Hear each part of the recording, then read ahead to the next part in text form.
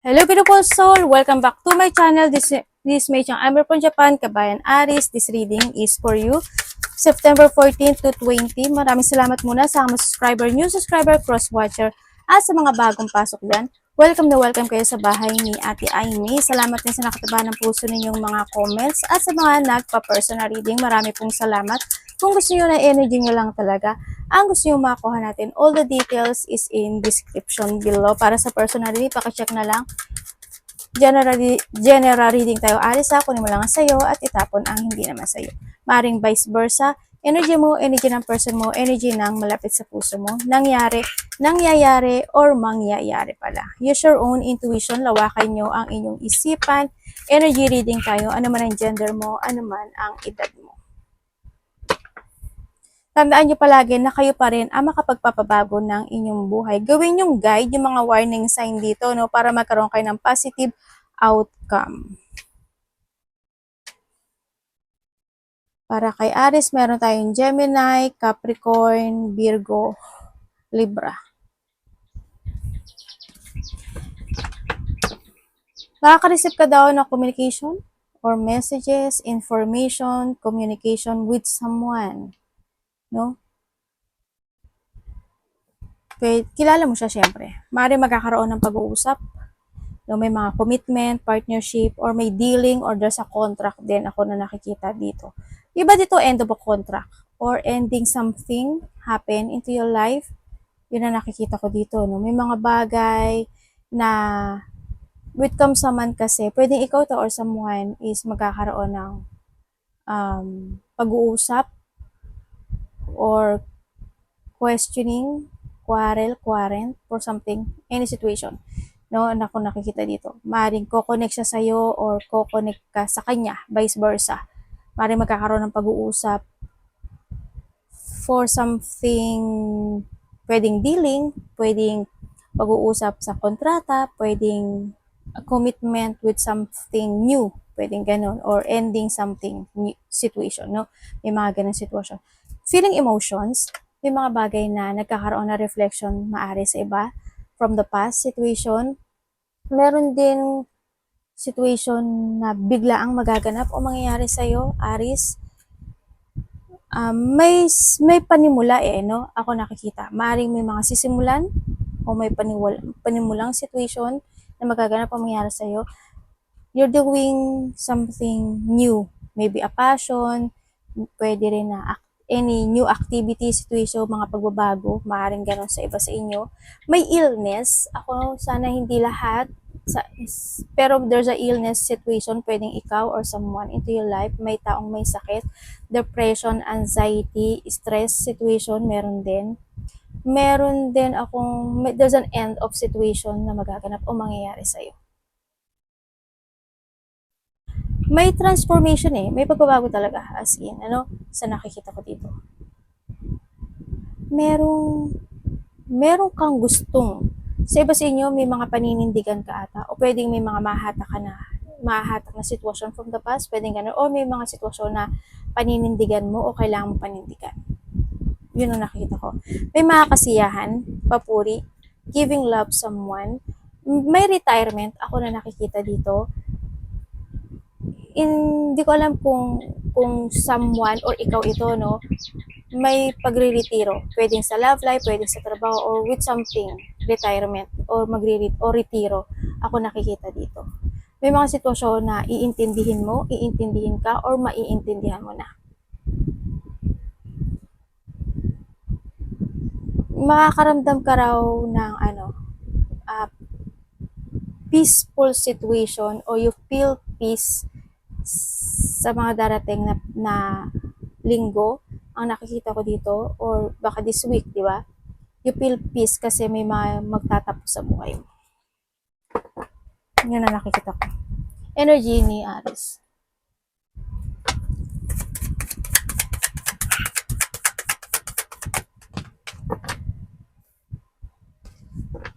Uy, may something. Ay!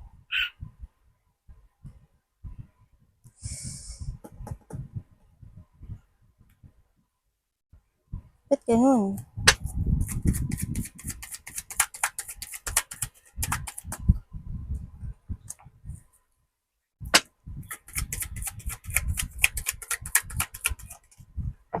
Energy mo. Energy mo, nakikita ko ulit ganun. Energy mo. Ang energy mo, magkakaroon ka ng doubt. May mga bagay na makakaranas ka ng lungkot. Or andito yung situation na pwede mag-isolate ka sa sarili mo. There's a loneliness, sadness situation. May mga bagay na pwedeng hindi mo mapupursue. May mga bagay na hindi ka makaka-focus. May mga bagay na malalack of clarity ka or lack of idea. Sa iba naman sa inyo is may mga situation daw na hindi mo maiisip kung ano yung gusto mo sa buhay mo. Ganyan. Parang ano siya, pwedeng malilito ka, no? Pwedeng malilito ka kung ano yung gusto mong gawin o desisyonan sa buhay mo, kung ano yung ilalet ko mo or kung ano yung dapat mong aksyonan. Pwedeng ganun. Meron din ako nakikita dito na may mga missed opportunity. Ako nakikita. Also, pananahimik sa iba, no? Siguro na hindi yung sitwasyon. Either hindi ka magsasalita or may mga sitwasyon na mananahimik ka. Or magiging quiet ka, pwedeng ganun. Pwedeng ganun. May mga sitwasyon na it's more on ano, no? Pwedeng loss of thought or loss of idea situation sa iba. Missed opportunity, less ano ka less communication or less communicate with someone. Pwede may mga bagay na hindi mo masabi yung katotohanan o hindi ka makapagsalita. Pero yung ganun, yun na nakikita ko sa'yo. May mga doubt ako nakikita sa'yo. Pwede may gusto kang sabihin or may gusto kay pursue pero nagda-doubt ka doon. Pwedeng ganun. Sa iba namang message. Sa ibang message, may babae na makipag-usap sa'yo or may tao, babae man siya o lalaki, may taong makikipag-usap sa'yo. May sasabihin daw siya sa'yo. No? Pero hindi siya magsisink in. Hindi siya magsisink in sa utak mo. Or hindi mo siya maintindihan. Pwedeng ganun. Yun na nakita ko dito. And then also,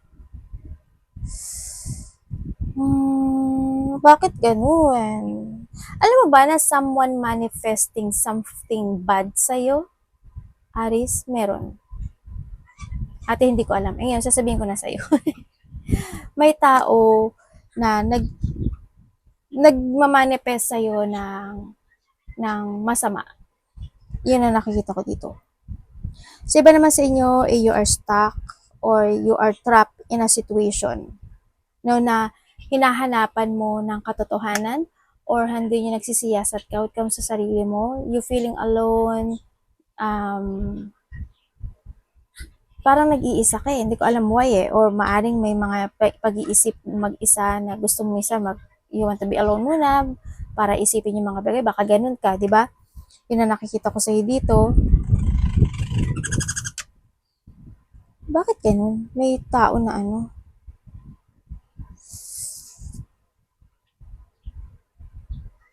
Bakit ang sabi dito may tao? Hindi ko alam kung may, sa iba ha, hindi lahat ha, hindi to lahat, as in, hindi to lahat. Merong tao na nagba-black magic sa'yo. Or, sa iba naman, may tao, pwedeng ikaw ito ha, or sama kasi vice versa tayo. May tao na nag-iisip siya na ng karma sa'yo. Ganyan.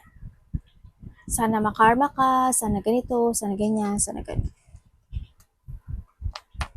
Meron din akong nakikitang papers and documents.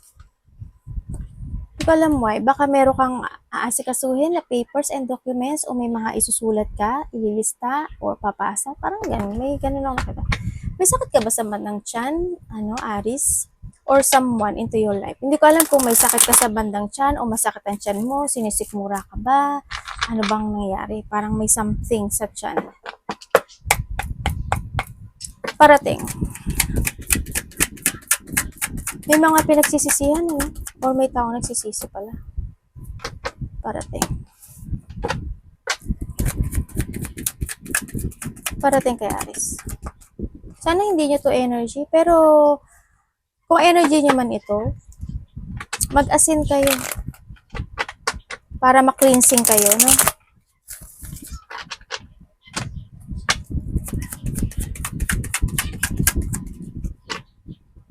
Okay, parating sa'yo. Uy, parating sa'yo, mayroong nagwo-worried sa'yo. Maybe you are worrying with something or you're worrying with something. May getting together. Parating sa'yo. May getting together. Ako nakikita sa'yo. May mga celebration, getting together, pwedeng close relationship, pwedeng family, unity, reunion. Pwede rin sa iba is coming home ito, no? Pwedeng uwi ka ng Pilipinas, uwi ka ng probinsya, or someone's uwi ng galing ibang bansa, galing probinsya, pwedeng ganon. May mga surprise parties, event coming sa buhay mo. Someone want to offer something. Yun na nakikita ko dito. Or thinking about offering. Or pwede rin na may tao na willing siyang suportahan ka, no? Sa nakikita ko dito. Pwedeng kasama mo sa trabaho, pwedeng pamilya mo, pwedeng ganun. Yun na nakikita ko dito. And then also,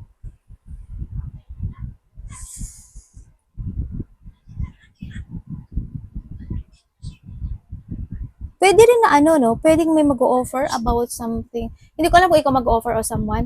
Hindi ko alam about related to a house. Yun na nakikita ko. Pwedeng may tao na mag-o-offer sa'yo na sa kanila ka tumira, or ikaw mag-o-offer na sa'yo muna sila tumira. Pwedeng ganun.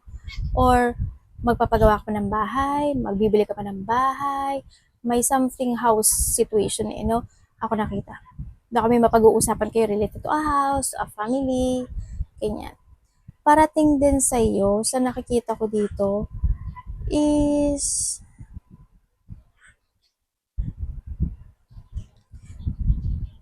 you are focusing with something in advance.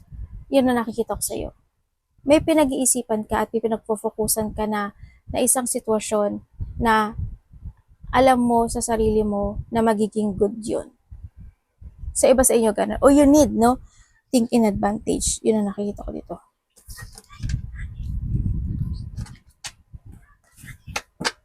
Tingnan natin.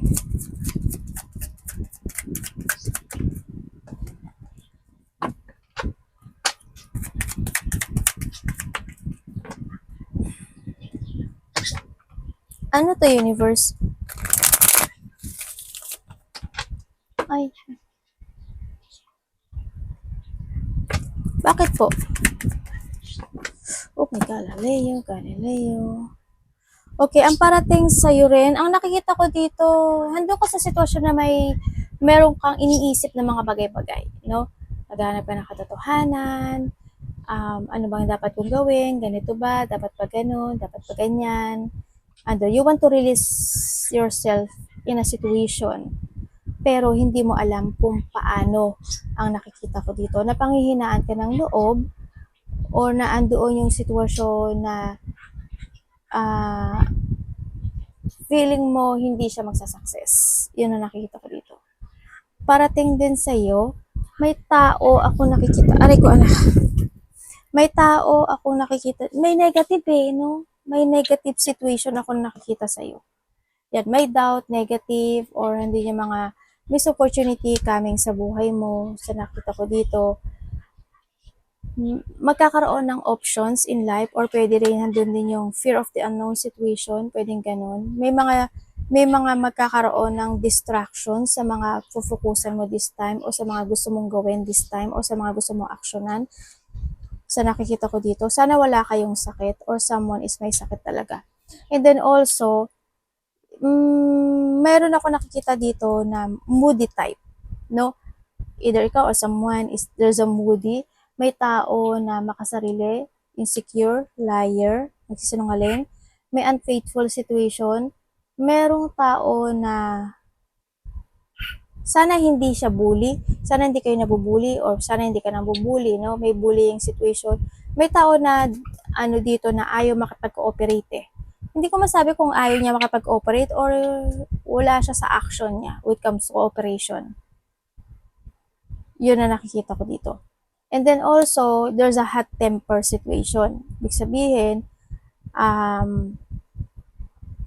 pwedeng kung sa moody siya or basta hot temper yung tao na to, no? Yun ang nakikita ko dito. May hot temper. Depende siguro sa hot temper ng mga tao. Sa iba-iba. Iba-iba kasi kayo ng hot temper. Yun ang nakikita ko dito. May masungit. Or hindi yung magagalitin. May taong insecure din, ano, kung nakikita dito.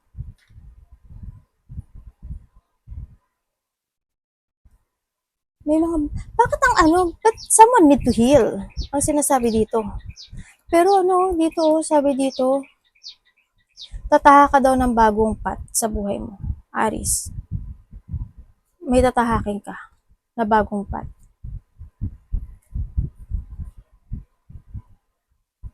Yun na nakikita ko.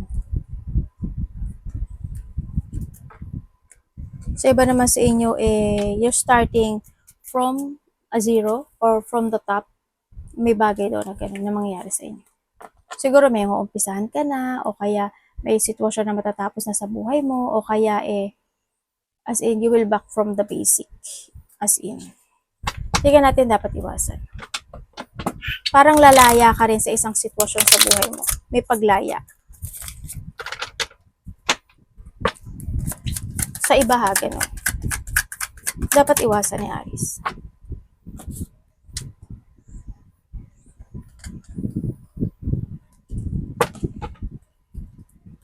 Ano po to, universe?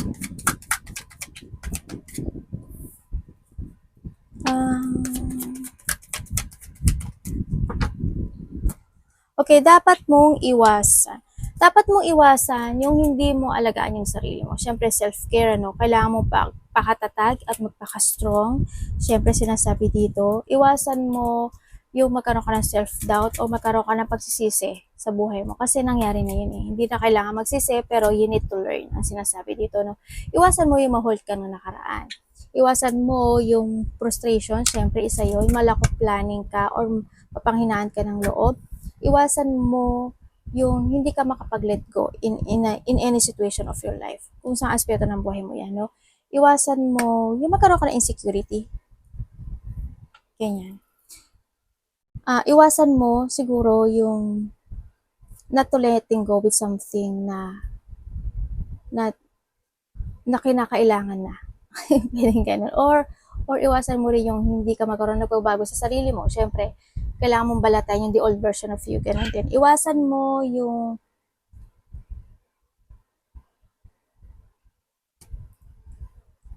hindi harapin ang isang sitwasyon into your life para sa pagbabago ng buhay. Kailangan mo rin kasi mag-forward sa mga plano mo. It's time to move ahead, or it's a time na may mga bagay na kailangan ng action and progress, no? Iwasan mo na hindi ka mag-progress or hindi ka mag-action sa buhay mo.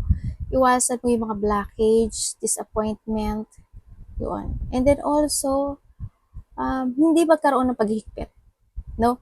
In some aspect of your life. Pwedeng sa pera, pwede rin in a good way na paghihigpit ang sinasabi ito. Iwasan mo yung pagiging siguro hindi man ikaw or someone, yung mga tao na matigas ang ulo, matigas ang puso, mga tao na palaging kailangan sila intindihin or sila ang tama, palagi ikaw ang mali, or pwedeng sa sarili mo, i-connect mo rin siya sa sarili mo, no?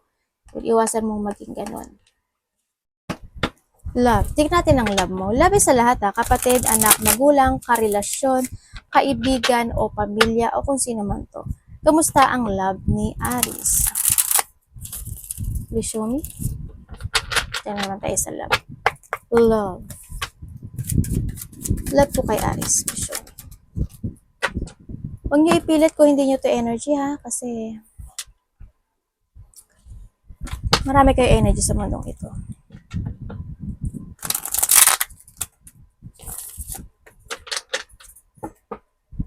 Sandali lang anak. Uy, Galileo. Okay. Okay. When it comes to love, sa mga ay, may Galileo. Yan! May pupo. Pinupuan na anak ko yung yung alarm. Anak, sandali. May ano. Nag-blessing pa kayo dyan. Sa mga single. Sandali. Sa mga single dyan.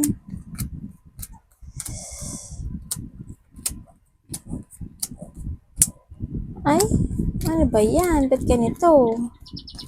Sa mga single, may makikilala kayong may connected. Pwedeng may pamilya or may karelasyon. Then, at the end, malalaman nyo na meron pala siya. Mag-ingat pa rin kayo, di ba? Huwag kayong babigla-bigla kasi problem yan. Sa mga nagkahiwalay,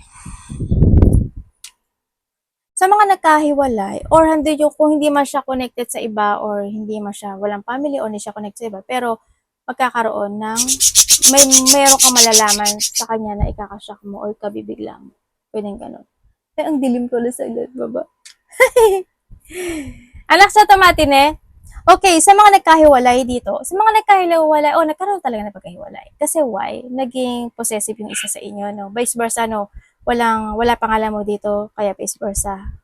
No pointed name. Nagkaroon ng paghihiwalay, nagkaroon ng galit, matinding puot, yan. Naging makasarili ang isa, nagkaroon ng conflict. You feel hindi compatible yung relationship, ano? Hindi pagkakasundo, pagkakaisa ng relationship. Imbalance kasi ito, no? Nagkaroon ng pagsisikreto yung isa o nagsikreto yung isa. May mga nilihim ako na nakita na maaaring hindi niya sinabi sa iyo, no? Pero ang nakikita ko dito is gusto niya sa iyo humingi ng tawad or handun yung forgiveness na hinihingi niya, no? Gusto niya to start or gusto niya kausapin or start a new beginning in life nitong tao na to sa nakikita ko dito. Hindi niya alam kung mag-a-action siya or hindi no? Pero nahandun sa sitwasyon na to, na maaaring ito is paano ko sasabihin, paano ko mag-a-approach, paano gagawin ko. Andun siya sa situation na yun, na mag-a-action na ba ako, dapat na ba, kailangan pa ba. Andun yung feelings ng tao na to, no? Or maybe this is you. Yun ang nakikita ko dito. Naiisip ka niya, naiisip ka naman niya sa nakikita ko dito. Kaso hindi niya alam kung ano yung gagawin niya sa nakikita ko dito. They manifesting you. Also, no, medyo bagulo yung isip niya. Nagkakaroon siya ng disappointment Hindi ko alam why. No? Pwedeng nawawalan siya ng pag-asa or maaari may mga tao na nagsasabi sa kanya na wag ka nang umasa or tama na. Pwedeng gano'n, no? Sa iba sa inyo. And kung kayo naman is in relationship nitong tao na ito, is may pagsisinungaling. Ako na nakikita dito. Pero magaling magsalita ang isa sa inyo. May mga lihim na hindi mo alam or pwede rin naman din na alam mo pero nananahimik ka lang in this relationship. Nahandi yung frustration ng relationship. Siyempre, possessive yung isa, may mga conflict, minsan hindi ka nagkakasundo talaga, hindi compatible, makasarili yung isa, ganyan. Wala yung harmony talaga. Handi yung process, iniisip ng isa sa inyo na bakit ganyan, bakit ganyan, ganyan. May third party sa iba sa inyo. Bakit ako lang yung bigay ng bigay, ako lang nagiging understanding, ako lang yung ganito, ako lang yung ganyan. Nag-iisip yung isa sa inyo if I need na mag-forward o kailangan ko pa ba mag-TS, handun na kinikim-kim niya lang yung nararamdaman niya dito. They try to give an effort and hard work dito sa relationship. Siyempre, handun pa rin yung manifestation ng isa sa inyo na sana is magkaroon ng magandang outcome yung relationship na ito. Yung na nakikita ko dito. Isa is patient, isa is mapagbigay, at isa sa inyo is iniintindi lang yung relationship. Yun na nakikita ko dito. Kahit na alam niya na may someone or may lihim or may tinatago, accept mo naman siguro, no? Sa iba sa inyo. Or nananahimik ka lang talaga at hindi ka nagsasalita when it comes in this relationship. Isa kasi dito, isa sa inyo kasi, is more on self, ang thinking, kumaga pang sarili yon, no? Sa nakikita ko dito. Tatandaan nyo, hindi naman kayo lahat dyan. Kamusta ang money ni Aris? Magkakaiba kasi tayo ng interpretation when it comes to a love. Kung ano yung interpretation nyo when it comes to love, dun kayo. Diba? Kasi sometimes we need to learn.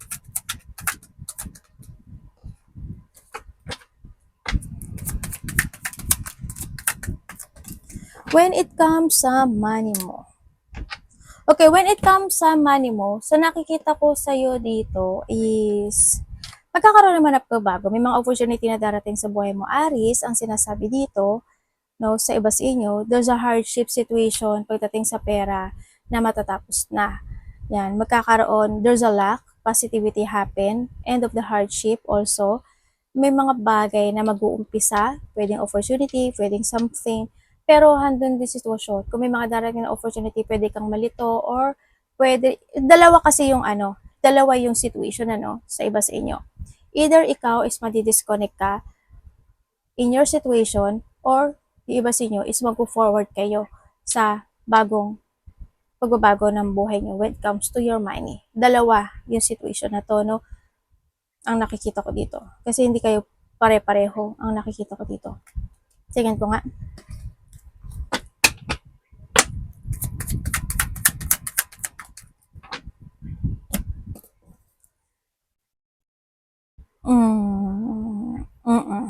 Yun ang nakikita ko dito nga.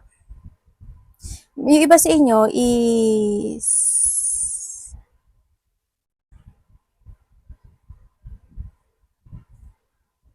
pwedeng iba sa inyo nag-iisip na kayo in advance dito sa sitwasyon. Kaya dito na rin kasi ito eh. O yan o. Maring nahadon ka na, ay di ba money yan? Naaring nahadon ka sa sitwasyon mo na you think advantage with something pagdating sa pera. No? Pwede magkakaroon kayo ng pag-uusap related to a business, related sa money, or connected, no? Pwede may mga papers, documents na kailangang gawin, asikasuhin, parang ganun. May mga bagong layunin. Ako nakikita dito, you're planning with something. With comes sa pera mo also, sa iba dito is, there's a development. No? May development ako na nakikita sa iyo. Another, hindi ko pa kawalan to kasi hindi rin siya maganda. May ibang message ako na nakikita dito. May tao dito na may hidden agenda or may tao na may hidden motive. Hindi ko alam kung ikaw ito or someone sa'yo. Siguro hindi ka naman ganun. Pero may tao dito ako nakikita na may ganung sitwasyon.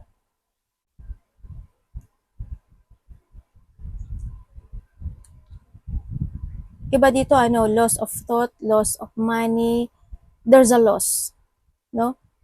Ako nakikita. Siguro, when it comes to a loss, hindi mo alam paano mag-upisang muli, hindi mo alam anong gagawin mo, paano mapapatakbo ng maganda yung pera mo o lumago yung pera mo, pwedeng ganun sa iba. Advice. Advice po kay Aris.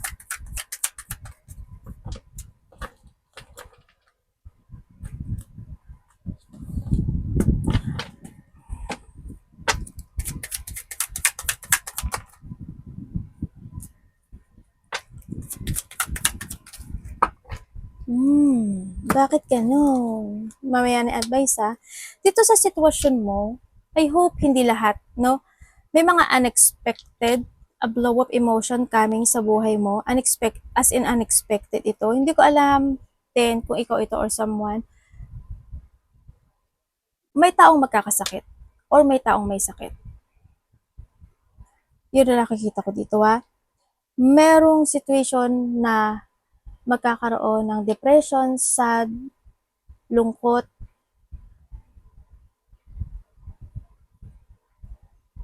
Ano yun? Parang may weak kasi ako nakikita no? Baka nga may sakit or someone's may sakit. May weak energy ako na nakikita dito, sa nakikita ko dito, or magkakaroon ng mga moody type or there's a dramatic situation happen into your life, Aris, sa nakikita ko dito. Yun na nakikita ko. And then, ang advice sa'yo, may stress you feeling burnout, anxiety, there's a chaos, or you're stagnant, no? Merong hindi ko alam kung ikaw, may hindi nagki-care sa sarili, or may taong walang pakialam sa'yo, or ikaw wala kang pakialam sa kanya. Vice versa natin ha. Yan, may mga bagay na hanggang ngayon hindi pa accepting, may mga ganyan. May tao na nagkakaroon ng exhaustion or may tao na kailangan ng counseling or kailangan ng support. Yun ang nakikita ko dito may taong ganon.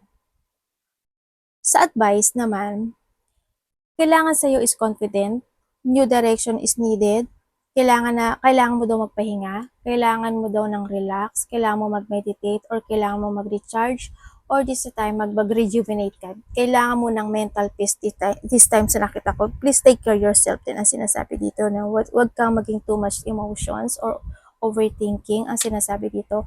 Alagaan mo yung sarili mo, or then mag-focus ka sa sarili mo. You need to start to reveal, to structure yourself, focus to yourself, kailangan mo ng self-care, kailangan mo ng i-embodish yung mga lesson from the past situation, or kailangan mo rin pag-isipan, pag-aralan, alamin, parang ganun. Maaari iba sa inyo may mga pag-aaralan kayo o may aaralin kayo o kailangan yung siya sa atin, may mga ganun sitwasyon. Kailangan daw gamitin mo daw yung intellect mo o yung talino mo, be inspired in a new situation, or being a truthful, no? Maging totoo ka sa sarili mo, maging direct ka rin sa mga gusto mong gawin o gusto mong mangyari into your life, pwedeng ganun sa iba sa inyo. Yun. It's time to awake with something din, sa nakita ko dito. Iwasan mo yung mga chaos, anxiety, ma-burnout ka, iwasan mo yun kasi hindi siya makakagut para sa'yo dito sa sitwasyon. May unexpected talaga. May unexpected na pwedeng matrauma ka, pwedeng may mga disappointment, pwedeng intense, galit, conflict, malaki man o maliit, pwedeng separation, pwedeng magkaroon ng depression, unhappiness, hindi pagkakasunduan, malito, heartache, or something loss situation. Maraming klase ang loss hindi ko naman kayo inaano, pero there's a loss. May mga problem, struggle, and burden situation ako na nakikita dito. Yun ang nakikita ko. Hindi naman kayo lahat to. Hindi kayo lahat to as in. No? Pero, i-guide nyo kung i-analyze nyo maigi ha. Arigato naman si God bless.